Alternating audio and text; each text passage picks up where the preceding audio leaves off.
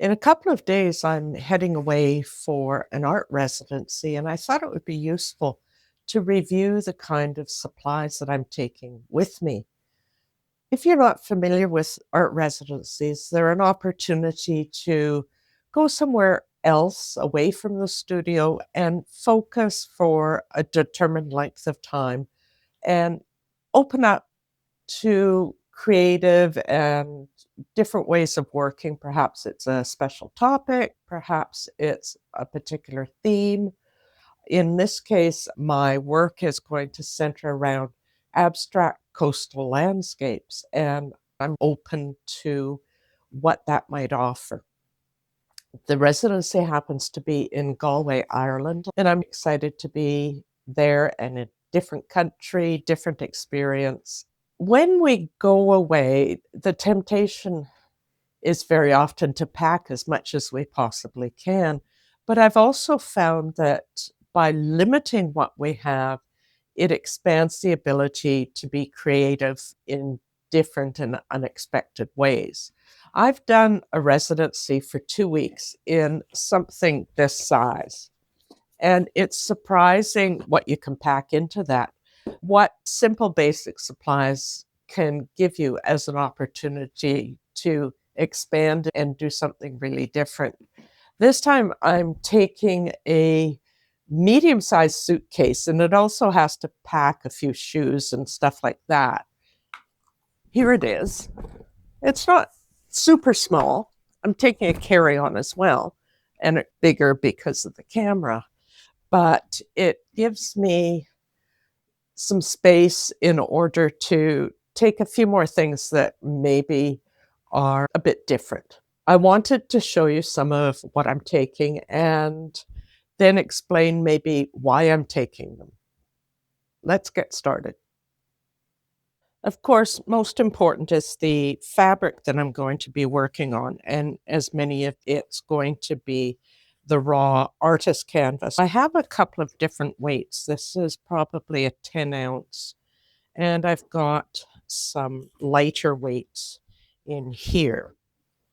Then I want to round out my fabric select. Linen that I like to work on. This is some Irish linen, and then a couple of other fabrics. I've got some fusible interfacing because I thought I might use it for backing. Here's some other linen and some scrim. First of all, with the residencies, it's important to generally assume that there's nothing there for you to use as far as supplies, other than perhaps a table and chair. One of my first things is to pack some plastic, partly for covering my workspace, but also for covering my work to take it to a drying place. Plastic, first of all. Now, most important, I'm a big fan of these little packing cubes. I use them, the larger ones, for clothing as well. And it's surprising how much you can get into these and still find space to cram them into corners of my luggage. So this one has a syringe and a couple of little needles there. I like using these for drawing and mark making onto surfaces. And what that gives you is working in an uncontrolled and yet controlled way. You don't have total control over your marks. This is a bigger container of the Inktense blocks, and I'll take this one instead of the other one. Some little scissors, some pipettes, a stencil brush just for stiff brushing on the surface, some clips, an eraser. This is a gelato, and these are creamy pigments that are water soluble. They're great for marking across fabric. And some extra blades for my art knife that needs a lid, and pencil sharpener.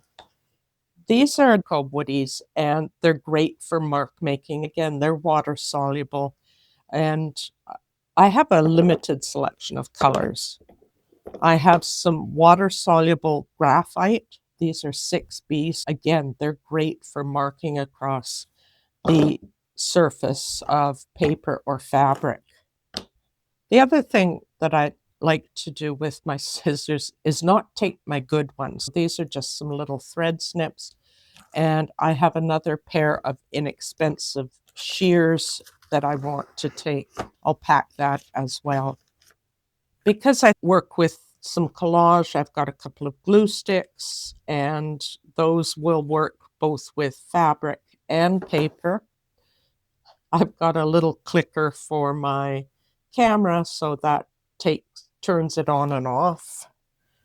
I'm taking a small watercolor set, and just because I have some ideas that I would like to do some light sketches on paper. That's just a nice little travel one. Some pins, a palette knife, because this can actually be used for not only pushing paint across the surface or applying paint, but I can use it for a variety of different ways of working, and it can flatten things. These packages, I like using these school supply pencil cases. And in here, I've got a variety of brushes. They're nice and clean and new. This one, not so much, but I'll be using them for water. This is actually the inside of a foam brush.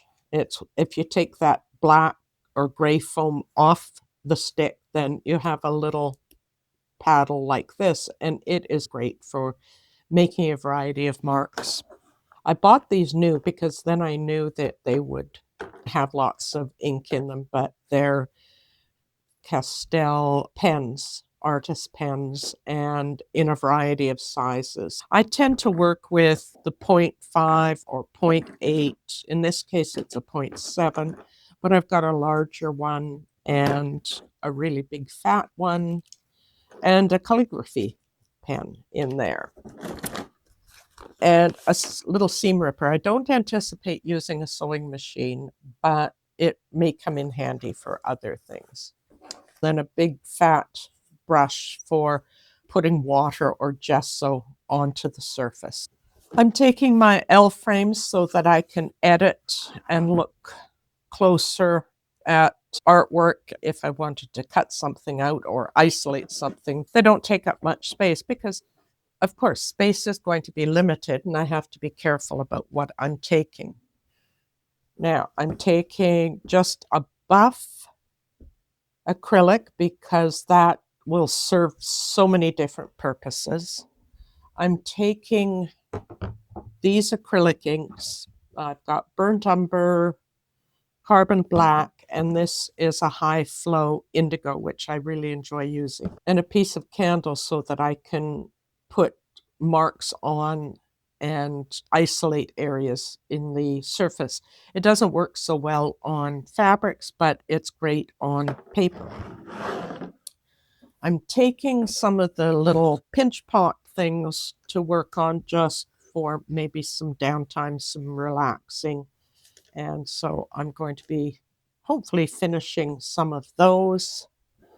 And I have 2 sketchbooks, and I wanted some mixed media sketchbooks to work on so that I can use them both wet and dry.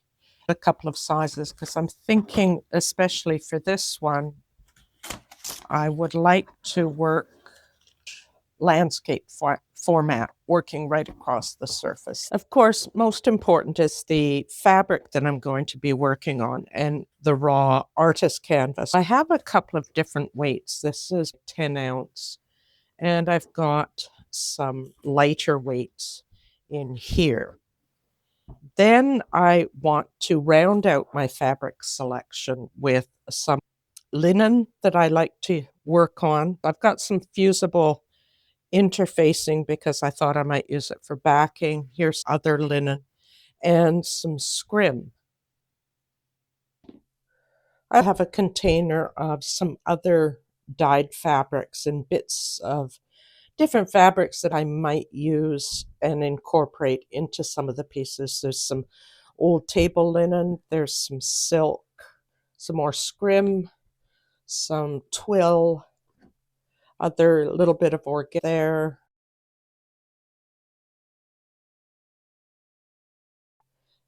Some plain fabrics that I might color up. This is like a burlap and other tailoring type fabrics. And those are already colored. I thought they would work for some collage work onto the pieces.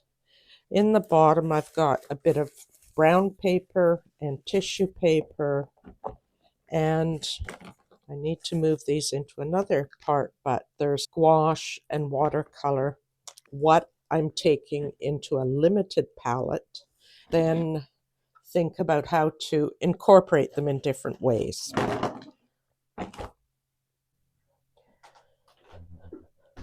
I also take a sketchbook. I have different ones for each residency for writing and journaling, maybe some mind mapping things. I want a record of the experience, not just visually, but mentally as well. What I don't have with me are the fluid acrylics and the clear gesso that I like to use. A couple of reasons. I'm going to pick them up in Dublin because I don't want to haul the weight of those in my suitcase when I'm physically traveling. I can also order them online and have them delivered to the residency. I'm a little concerned about fluids in luggage, although when I've done it in the past, I've wrapped them into plastic and put them into a rigid container so that I have them secured and it's never been a problem.